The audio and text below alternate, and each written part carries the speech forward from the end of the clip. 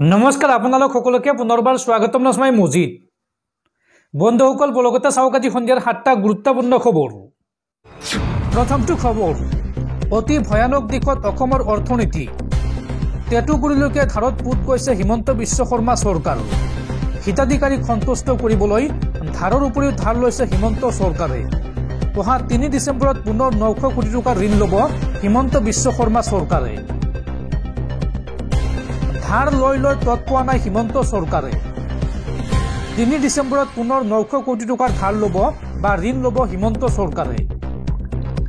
1 অক্টোবৰত লৈছিল হিমন্ত চৰকাৰে 750 কোটি টকাৰ ঋণ। 8 অক্টোবৰত লৈছিল 750 কোটি টকাৰ ঋণ।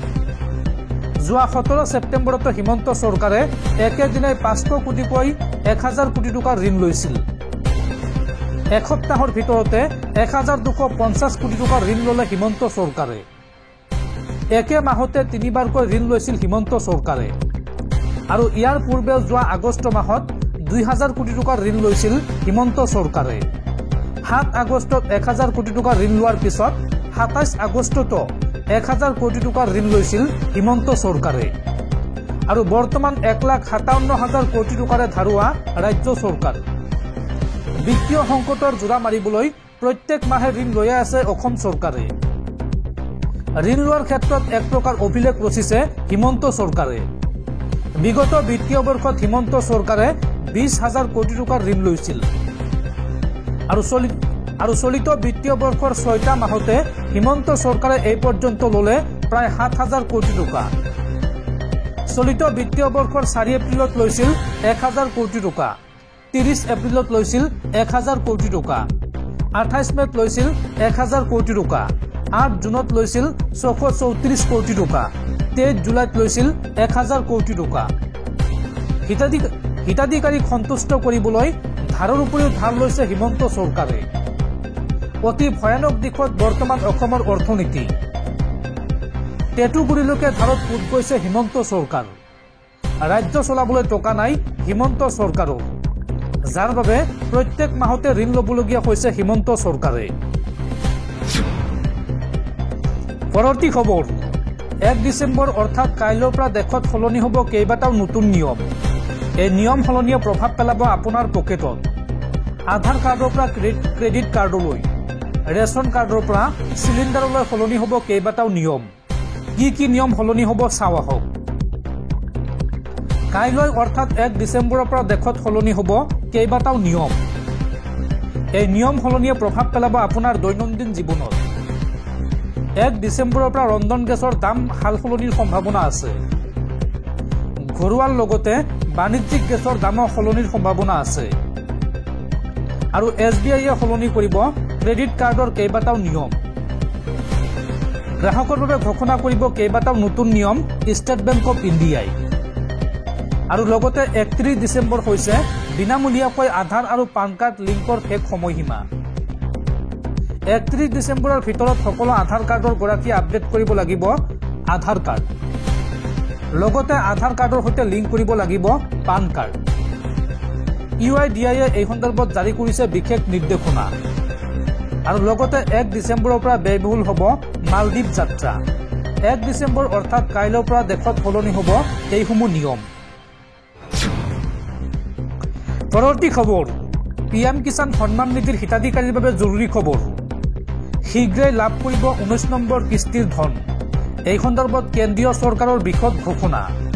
PM কিষাণ সন্মান নিধিৰ হিতাধিকাৰীয়ে 19 নম্বৰ কিস্তিৰ ধন পাবলৈ হ'লে কৰিব লাগিব এটা বিশেষ কাম। কি কাম কৰিব লাগিব, কেনেকৈ কৰিব চাওঁ আহক। PM কিষাণ যোজনাৰ হিতাধিকাৰীৰ বাবে জৰুৰী খবৰ। 19 নম্বৰ কিস্তিৰ ধন লাভ কৰিবলৈ হ'লে এতিয়াই কৰক এই কাম। জানুৱাৰী মাহত হিতাধিকাৰীয়ে লাভ কৰিব 19 নম্বৰ কিস্তিৰ ধন। এই আঁচনিৰ সুবিধা ল'বলৈ কৃষকে eKYC সম্পূৰ্ণ কৰাটো প্ৰয়োজনীয়। ডিচেম্বৰ মাহতে eKYC সম্পূৰ্ণ নকৰিলে নাপাব 19 নম্বৰ কিস্তিৰ ধন। নিকটৱৰ্তী CSC চেণ্টাৰত অনলাইন যোগে কৰিব পাৰিব eKYC। eKYCৰ বাবে প্ৰয়োজন হ'ব আপোনাক আধাৰ কাৰ্ড আৰু বায়োমেট্ৰিক। আধাৰ কাৰ্ডৰ লগতে হিতাধিকাৰী থাকিব লাগিব মোবাইল নম্বৰ। আৰু এই সন্দৰ্ভত পিএম কিষাণৰ অফিচিয়েল ৱেবছাইট pmkisan.gov.in লাভ কৰিব অধিক তথ্য। উল্লেখযোগ্য যে পিএম কিষাণ সন্মান নিধি আঁচনিৰ অধীনত বছৰি ৬,০০০কৈ টকা দিয়া কৃষকসকলক কেন্দ্ৰীয় চৰকাৰে। দৰ্শকসকল আৰু বহুতো গুৰুত্বপূৰ্ণ খবৰ আছে। তাৰ আগতে আপোনাক জনাওঁ যে যদি আপুনি এতিয়ালৈকে এইটো ভিডিঅ'ত লাইক কৰা নাই তেন্তে এতিয়াই ভিডিঅ'টোত লাইক কৰি দিয়ক আৰু এনেকুৱা ধৰণৰ ভিডিঅ'সমূহ নিতৌ চাবলৈ চেনেলটো ছাবস্ক্ৰাইব কৰি কাষত থকা বেল আইকনটো প্ৰেছ কৰি ৰাখক। পৰৱৰ্তী খবৰ, এইবাৰ ভয়ংকৰ বিপদত পৰিছে চুবুৰীয়া ৰাষ্ট্ৰ বাংলাদেশ। বাংলাদেশৰ ৰোগীক চিকিৎসা নকৰে পশ্চিমবংগৰ চিকিৎসকে। ভাৰত প্ৰথমে, তাৰ পিছত বাকী দেশ। ভাৰতক অপমান কৰা বাংলাদেশৰ ৰোগীক চিকিৎসা নকৰে ভাৰতৰ চিকিৎসকে। বাংলাদেশৰ ৰোগীক লৈ এইবাৰ কলকাতাৰ চিকিৎসকৰ ডাঙৰ সিদ্ধান্ত। বাংলাদেশৰ পৰা কলকাতালৈ অহা ৰোগীৰ চিকিৎসা নকৰে চিকিৎসকে। হিন্দু আৰু ভাৰতৰ ৰাষ্ট্ৰীয় পতাকাক সন্মান জনাই এই সিদ্ধান্ত চিকিৎসকৰ। যিমানে জটিল ৰোগী নহওক কিয় বাংলাদেশৰ ৰোগীক চিকিৎসা নকৰে চিকিৎসকে। পশ্চিমবংগৰ একাংশ জ্যেষ্ঠ চিকিৎসকৰ এই সিদ্ধান্ত। কলকাতাৰ মানিকতলাৰ JNJ হাস্পাতালে বাংলাদেশৰ ৰোগীক চিকিৎসা নকৰে। বাংলাদেশত হিন্দু লোকক অত্যাচাৰ কৰাৰ পিছতে এই সিদ্ধান্ত চিকিৎসকৰ। ভাৰতৰ ৰাষ্ট্ৰীয় পতাকাক বাংলাদেশী অপমান কৰাৰ বাবে এই সিদ্ধান্ত গ্ৰহণ কৰা হৈছে। বাংলাদেশী ৰোগীক চিকিৎসা নকৰে বুলি জাননী জাৰি কৰিলে হাস্পাতাল কৰ্তৃপক্ষই। পৰৱৰ্তী খবৰ, আৰম্ভ হ'ল মুখ্যমন্ত্ৰী হিমন্ত বিশ্ব শৰ্মাৰ পতন। মুখ্যমন্ত্ৰী হিমন্ত বিশ্ব শৰ্মা এইবাৰ মিয়াৰ পাল্লাত পৰিছে। মিয়াৰ পাল্লাত পৰি এইবাৰ ধুঁৱলি কলি দেখিব হিমন্ত বিশ্ব শৰ্মাই। হিমন্ত বিশ্ব শৰ্মাক লৈ এই বিস্ফোৰক মন্তব্য সাংসদ ৰকিবুল হুছেইনৰ। মুখ্যমন্ত্ৰী হিমন্ত বিশ্ব শৰ্মা এইবাৰ মিয়াৰ পাল্লাত পৰিছে। মিয়াই এইবাৰ ধুঁৱলি কলি দেখুৱাব তেখেতক। এজেপিক যেতিয়া মিয়াৰ প্ৰয়োজন হৈছিল তেতিয়াই পতন হৈছিল। হিমন্ত বিশ্ব শৰ্মাৰ এতিয়া পতনৰ সময়। মিয়াৰ মাৰ পাই যাব 2026 নিৰ্বাচনত হিমন্ত বিশ্ব শৰ্মাই। মুখ্যমন্ত্ৰী হিমন্ত বিশ্ব শৰ্মাক কটাক্ষ কৰি এই মন্তব্য সাংসদ ৰকিবুল হুছেইনৰ।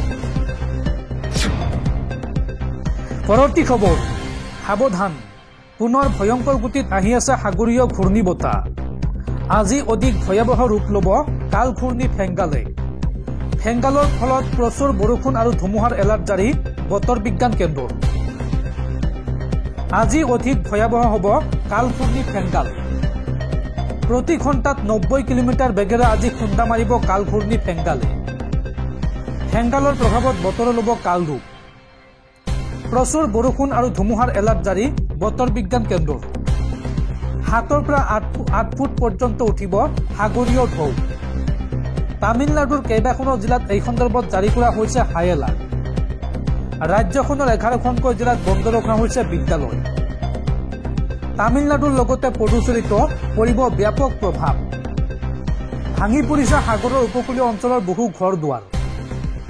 ঘূৰ্ণী বতাহৰ ফলত এই পৰ্যন্ত বিনষ্ট হৈছে 1500 একৰৰো অধিক কৃষিভূমি।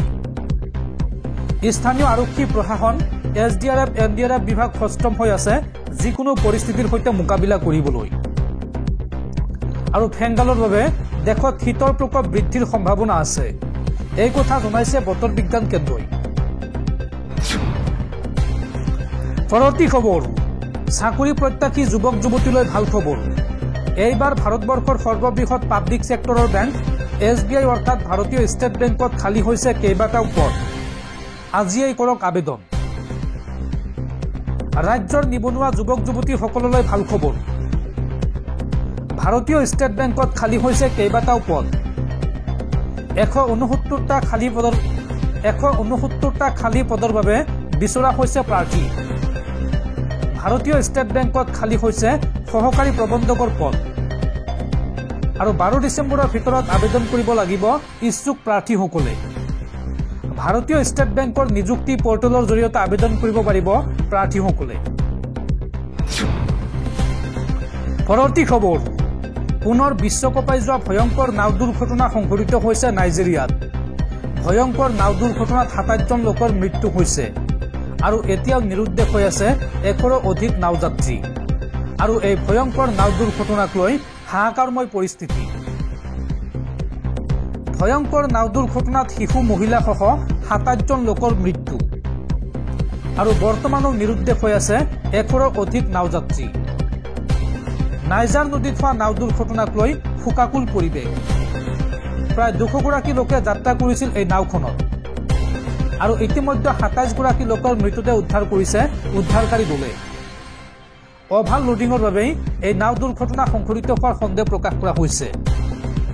নাইজেৰিয়াৰ নাইজাৰ নদীত সংঘটিত হৈছে এই ভয়ংকৰ নাও দুৰ্ঘটনা। স্থলপথৰ অভাৱৰ বাবে নাইজেৰিয়াৰ দুৰ্গম অঞ্চলৰ লোকে ব্যৱহাৰ কৰে জলপথ আৰু বিভিন্ন সময়ত দেশখনত সংঘটিত হৈ আহিছে এই ভয়ংকৰ নাও দুৰ্ঘটনাসমূহ।